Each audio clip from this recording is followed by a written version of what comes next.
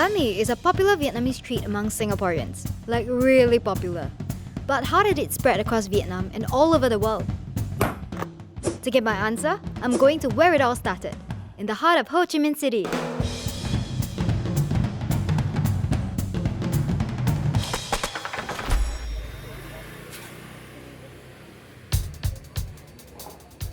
Để khiến mình rất là thích ăn bánh mì, với lại nó nhanh nữa. Nó có kiểu như có một cái sức cuốn hút. Là kiểu kẹp vô rồi cầm cứ dứt ăn thì thôi. Ăn gì cho nhanh gọn lẹ. Mới ngủ dậy cũng có nữa. Mới ngủ dậy tự nhiên thèm là mua ăn thôi. Có khi cả tuần luôn. Thèm thì cả tuần luôn. Ăn vậy nó mới đã chứ. Tại vì nó ngon. To find out how banh mi became such a staple in Vietnam, I stepped into one banh mi stand that's been around for decades. Banh mi so ngon. Bánh mì Việt Nam nó ngon là nhờ cũng như là bánh là nó mới vừa ra lò, nó giòn. Là mình làm thì đồ toàn là đồ, không có đồ đông lạnh. Mà cái pate này với bơ này là nhà cô tự làm hết.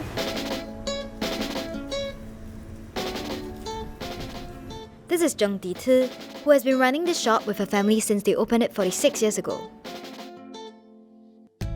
Bắt đầu lên ngàn mấy rồi gần 2.000 ổ vậy đó. Nhà cô bán là 24 giờ. Có nhiều người ta ở sân bay á, người ta xuống thì người ta chưa có về nhà là người ta ghé vô trước. Người ta nói là thèm lắm rồi, cũng như là nhớ lắm rồi, là mỗi lần mà ăn như vậy rồi bây giờ là thèm lắm về bên đó đó. Banh mi first appeared in Saigon in the 50s. But long before that, when Vietnam was under French colonial rule, the French brought with them the baguette and paired it with platters of cold cuts, butter, and cheese. It was an expensive dish accessible only to those who could afford it. Over time, the Vietnamese adapted the snack to suit the local palate. To make it more affordable, the size of the baguette was made smaller and was filled with a variety of meats and local favorites like cilantro and pickled vegetables. Thành ra thường phần đa số là người ta ăn bánh mì thịt. Chứ còn nhà cô bán thì có bánh mì gà, rồi có bánh mì chà bông heo, rồi có xí mại, có cá, rồi bánh mì bì. Miền Nam thì nói chung là nó làm cái gì nó cũng có đường, thì nó ngọt hơn chút xíu. Còn người miền Bắc thì ăn bình thường nó hơi mặn chút xíu, mà người ta hay ăn bột ngọt. Có nhiều người, nhất là mấy người mà nước ngoài á, cô thấy lại ăn á, có người ăn lần lúc 3 ổ. Cô giật mình, có nói sao ăn dữ vậy, nó ngon quá. Như mua ngộ ngồi ăn xong cái ngon quá thôi làm cho thêm ngộ nữa. Enough of hearing the hype about this banh mi. I gotta have a taste of it myself. So one variation of the banh mi is actually a bit different from the usual sandwich. I'm actually here at a shop that serves theirs on a sizzling hot plate, and they call it banh mi chao. So let's go try. Bánh mì chảo là có nghĩa là một cái trứng mình đã bỏ vô cái chảo đó, mình làm nóng dầu là mình lên, mình bỏ trứng vô. Nó khác hoàn toàn. Thì khi bánh mì kẹp của mình đó. This is Nguyệt, a relative of the owner of Banh mi Bede, a 36-year-old shop famed for its banh mi chao. Người ta rất ăn sáng thường, với đặc biệt là học sinh rất là đông. Đặc trưng ở đây là xúc xích giòn và dẻo, muối, đó là 3 cái món đó là đặc trưng của cô Lệ đó. Mà không riêng gì giới trẻ, nhưng mà sau này là những gia đình họ cũng vẫn đi ăn để thưởng thức à. The boss even let me have my hand at making her famous banh mi chao. Safe to say, the locals weren't lucky enough to have a taste of my culinary skills. Oh, good, good. After the fall of Saigon in 1975, millions of people fled Vietnam and found homes in other countries.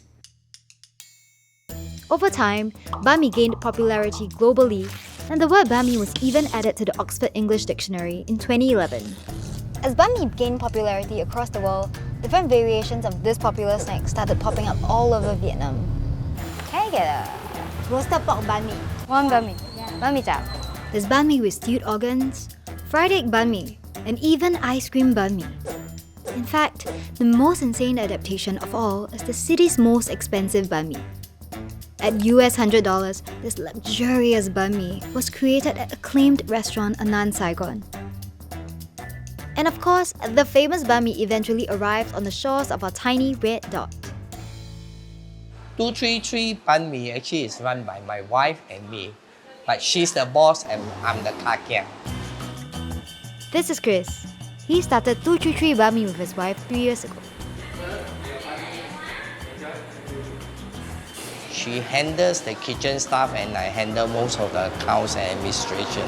Usually the order come from her. Can you go and buy this thing? Can you go and do that thing? Can you go and do this? Can you go and do that? You won't make me make.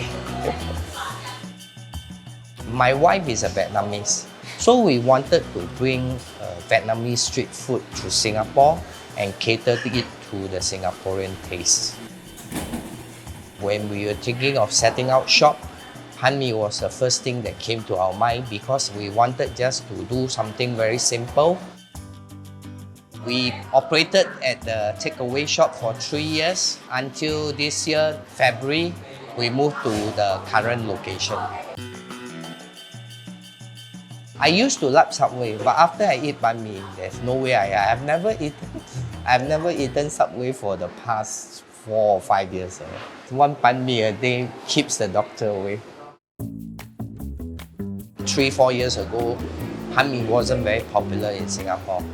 But when the COVID starts, because people turn to takeaway food, eventually customer grows. Our Banh Mi is slightly different from what you have in Ho Chi Minh. For the meat, we add more spices to cover the porky smell. We also use different pickled vegetables to make it less acidic. I particularly remember one customer told me that he missed the Banh Mi in Ho Chi Minh. So when he saw our Banh Mi, he came in and said, "Oh, yours tastes exactly the same as Ho Chi Minh." It makes us very happy that actually we produce an authentic Vietnamese Banh Mi because sometimes it's not about the profit, but rather it's about what you give to the customer that makes the customer comes back. When the customer eats the Banh Mi, you see the smiles on their face. And then you know that actually it is a good Banh Mi.